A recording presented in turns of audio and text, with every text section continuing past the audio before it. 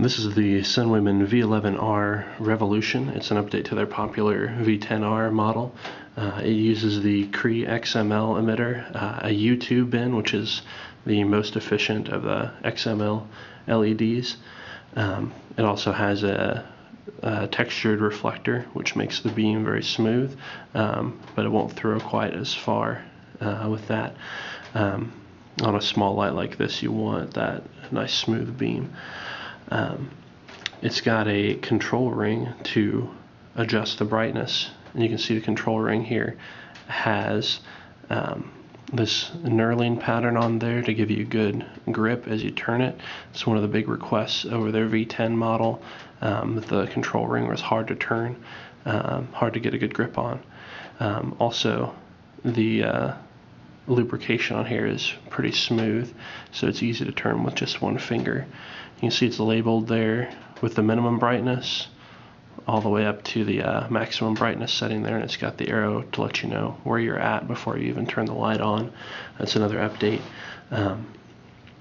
It also has these fins here on the head to help get rid of the heat, as this will get pretty hot if you leave it on max for more than a few minutes if you're using a lithium-ion cell. On one side you can see it's labeled here with the model name and number, the V11R Revolution, and on the other side it's got Sunwayman's logo there.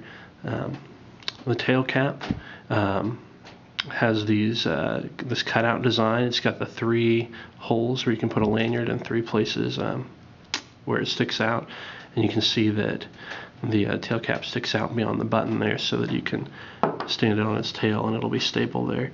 You can leave it on like that.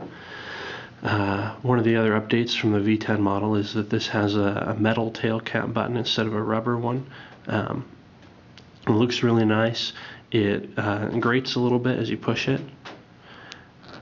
You can kind of hear that. And if you get it from the side, it can be kind of hard to push, and there's a little bit of extra resistance there. And when you have it pushed in all the way, you can see that the button is flush with the metal part of the tail cap there. This is a forward clicky mechanical switch, which means that you can push it in halfway and the light will turn on for a sort of momentary on, and it'll go off as soon as you release it. Or you can push it all the way in and it'll click into position and stay on. Let's open the light up. You can get a look inside. You can see here that it's got nice square threads there, pretty thick, and they're anodized. That means they'll hold up to some wear pretty long. It also means that you can loosen the body from the head a little bit and go into what we call a lockout mode, which means even if you press the button, the light won't turn on. That's helpful if you're going to be storing the light without using it for a while. It's also got that O-ring there, which will help keep the water out and give the light its waterproofness. You can see here the positive terminal of the battery makes contact right there. And then we've got a spring down at the other end of the battery tube for the negative end of the battery. Give it a good contact. You can see the thickness of the wall there is pretty good, so this is going to be a pretty solid little light.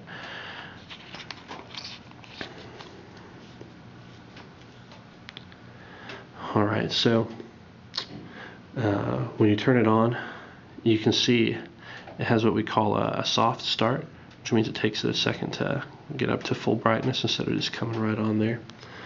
Like I said, you can adjust the brightness with this ring on the side. You can do that before you turn the light on, so it comes on in whatever brightness you want it to, either high brightness or low brightness. Or you can turn the light on and then adjust it while it's on. So you can see we can start here at the minimum brightness, and we can adjust it all the way up to the maximum or anywhere in between. We call it an infinitely variable light.